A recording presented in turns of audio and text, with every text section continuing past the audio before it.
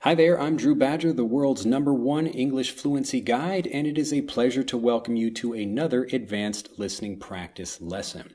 In this lesson series, as always, I will be speaking quickly and more quickly than I do normally, but people have asked me, is this the way, even at my quick speed, is that the way I actually speak? Well, yes and no. So it's usually the speed that I speak, but I try to speak just a little bit more clearly so you can understand what I'm saying. But in general, my speech is actually quite clear, and most people don't have any problem understanding me, native speakers or non-native speakers.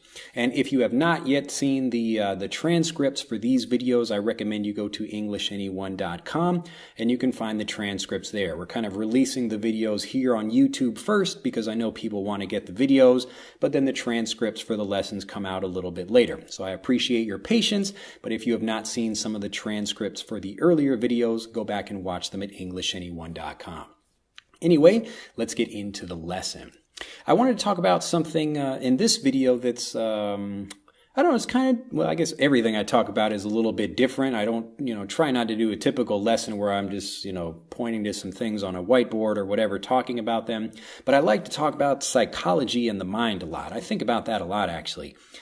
Because it's such an important thing no matter what you're doing, whether you're talking about fluency or trying to get fluent in, life, whatever that happens to be, whatever your interest happens to be. And so this one is about kind of listening to that little voice in the back of your mind or in the back of your head or in your heart or whatever you call it, wherever you think that voice is. So in native conversational situations, people talk about listening to that little voice, which could be your conscience. Now, your conscience is maybe that thing that says, like, hey, like, you shouldn't steal that candy or something like that. So it's like the kind of typical in American idea. You've got like the good angel on your shoulder and then the bad little devil that's saying, like, yeah, do that bad thing. And the good angel is like, no, don't do that bad thing. You should do the good thing, something like that. Now, what I'm talking about is not about that. It's not about, like, should you do a good thing or a bad thing. It's more kind of trusting yourself and developing a sense for when you should take action or how you should take action, how you should make decisions about things.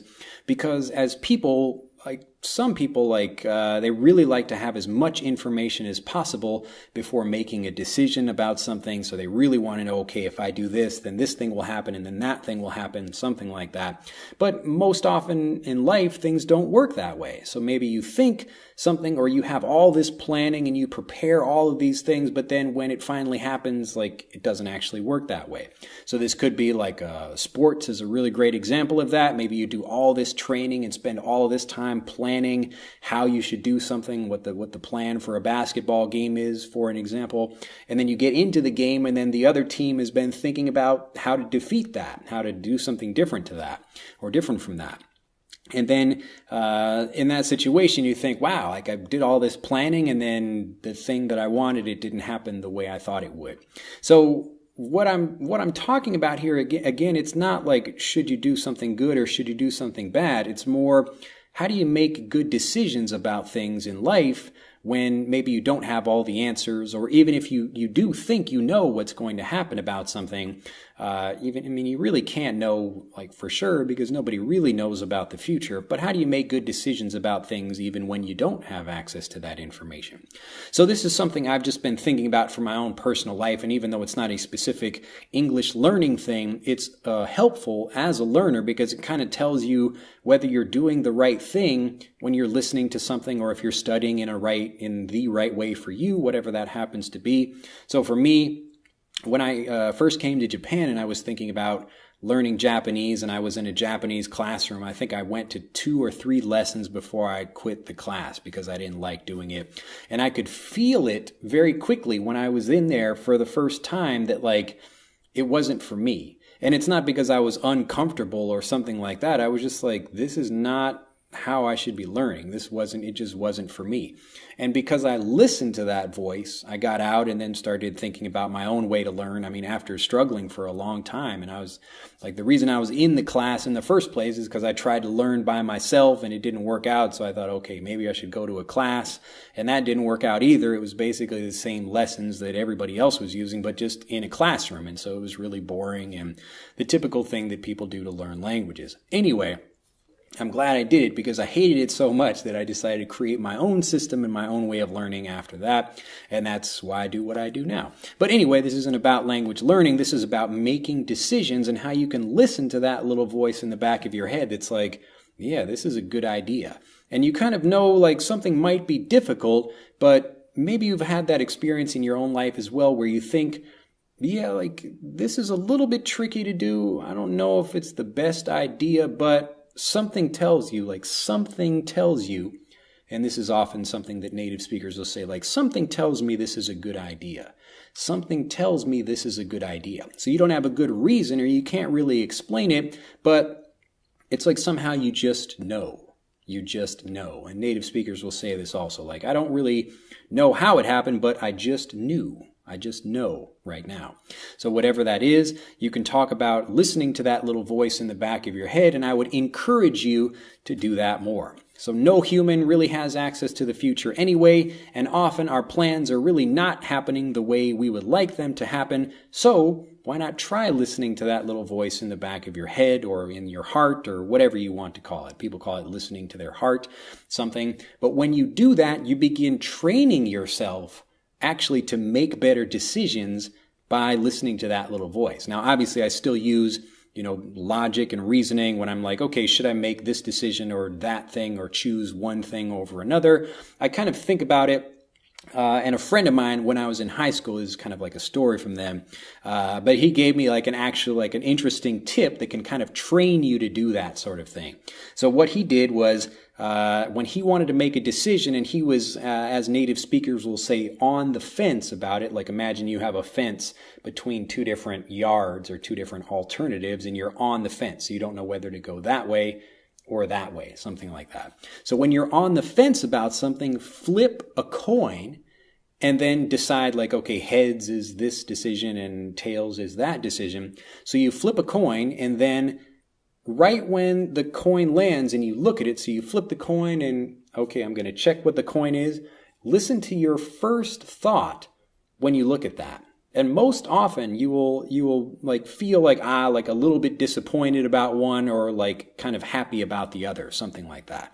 So you don't use the coin to actually make the decision. You use the coin to kind of force you to think about something or to activate that part of your brain that can make decisions in that way. And most of the time we know whether we should be making a decision kind of like how we feel about it. But I just want you to be very careful to say like, maybe something is uncomfortable for you, so you shouldn't do it. That's not what I'm talking about. I'm talking about even if something is uncomfortable, you have a feeling inside you that's like, yes, like this is actually something I should be doing. This is a good idea. So for whatever, like, me starting this business to help people learn English, like, it's like, yeah, it could be difficult or I could fail or look at me. I'm like making videos and people all over the world watch these. What if I have like something in my eye or I look stupid or whatever? There's lots of things that could go wrong with this. But I had that feeling. I just knew that it was a good thing to do. And if you can think about things in the same way, maybe use that coin flipping example that my friend taught me about, it might help you to see things in that way as well. So especially when people, like, you really want a lot of information or you just feel like, I don't know what to do. Like some people have maybe a lot of different interests, especially young people when they're thinking, okay, I like dancing and sports and writing and all these other things. Like, mom, which one do I choose? I don't know which one I should be doing. Like, flip a coin or just sit there and think about like which of these is the activity that I'm really enjoying. And you will get a sense for that, but it may take some time to develop that sense.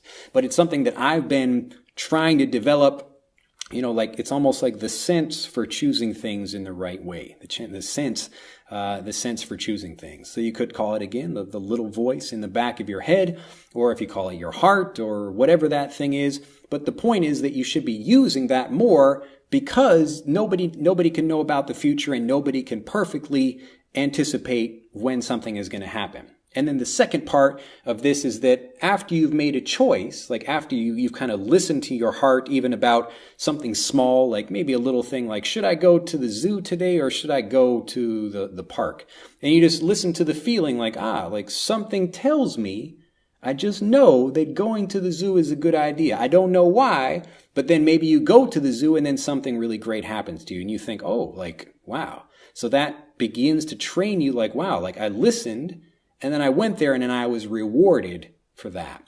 Now, it may not work all the time, but you develop over time, like for myself anyway, I tend to make good decisions most of the time, and people respect me like making good decisions about my life. Like when I was younger, maybe I didn't make such great decisions about my life, but I tend to do that quite well now that I'm older. Anyway, I'm just encouraging you to do that today in this advanced listening practice lesson, just because, again, nobody knows about the future, so why not try listening to that to give you kind of something even better that maybe we don't quite understand how it works, but it does work in many situations. It's certainly been working for me, and I'm happy to continue developing it further until it stops working for me, but I don't think that will probably be happening.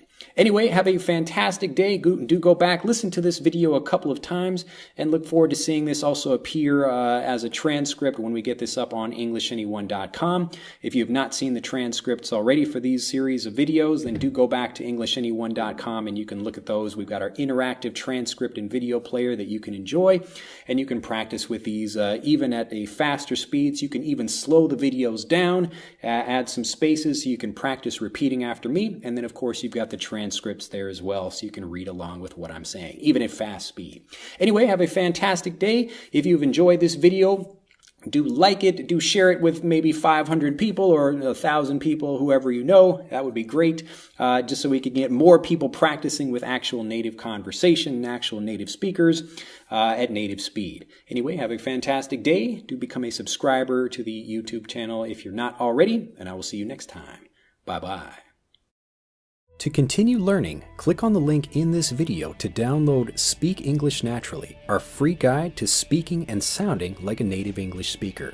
The guide reveals the 3 most important kinds of conversational English you must learn if you want to sound native, and will help you experience instant improvement in your fluency and speaking confidence. To download your free guide on a mobile device, click on the link in the upper right of this video. To download your free guide from a computer, click on the link in the lower right of this video. I look forward to seeing you in the guide.